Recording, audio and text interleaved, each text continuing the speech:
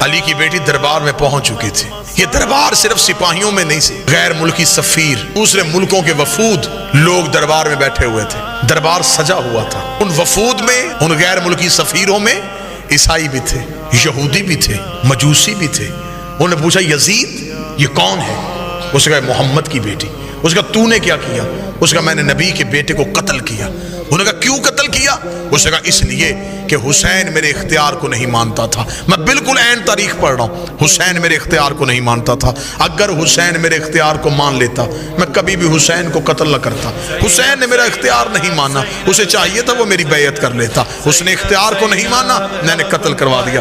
علی کی بیٹی کی کان میں یہ آواز آئی. بی بی 2 قدم آگے بڑھی، آگے بڑھ گئی. یزید تو کہتا ہے ہم نے تیرے اختیار کو نہیں مانا، تیرے دربار میں روشن دانوں سے ہوا کا شور آ رہا ہے، میں تجھ سے بات کرنا چاہتی ہوں، تھوڑی دیر کے لیے ہوا روک. جب بی بی نے کہا تھوڑی دیر کے لیے ہوا روک، یزید دیکھ کہتا علی کی بیٹی میں ہوا کیسے روکوں؟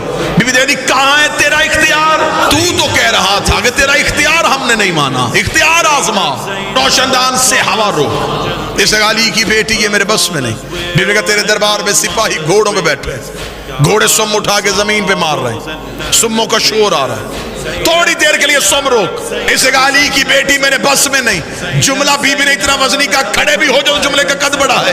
بی بی دیکھا تیرے جانور بھی تیرے اختیار میں نہیں، تو انسانوں پہ اختیار کی بات کر رہا ہے، تیرے تو گھوڑے تیرے اختیار میں نہیں. یہ کہنے کے بعد بی بی کا تیرے دربار میں اونٹ کھڑے، اونٹ گردنوں کو ہلا رہے ہیں، گلے میں گھنٹیاں ہل رہی ہیں، گھنٹیوں کا شور آ رہا ہے. تھوڑی دیر کے لیے اونٹوں کی گردنیں روک. اب غیر ملکی سفیر سن رہے تھے، پورا دربار سن رہا تھا، اور اکیلی علی کی بیٹی بول رہی تھی. یزید کہتا کیا کہہ رہی ہے تو بنت محمد؟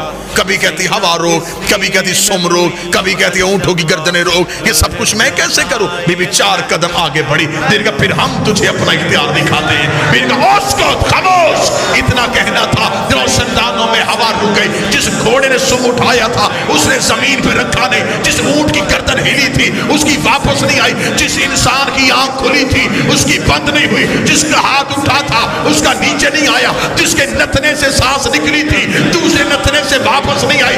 انسانوں کے دلوں کی دھڑکنیں ان کے کانوں میں سنائی دینی شروع ہوئی. جب پورا دربار پتھر کا ہو گیا علی کی بیٹی چلتی ہوئی یزید کے تخت کے سامنے آئی. بی بی نے ہاتھ کا اشارہ کیا، یزید کی ناپاک روح اس کے بدن میں واپس آئی.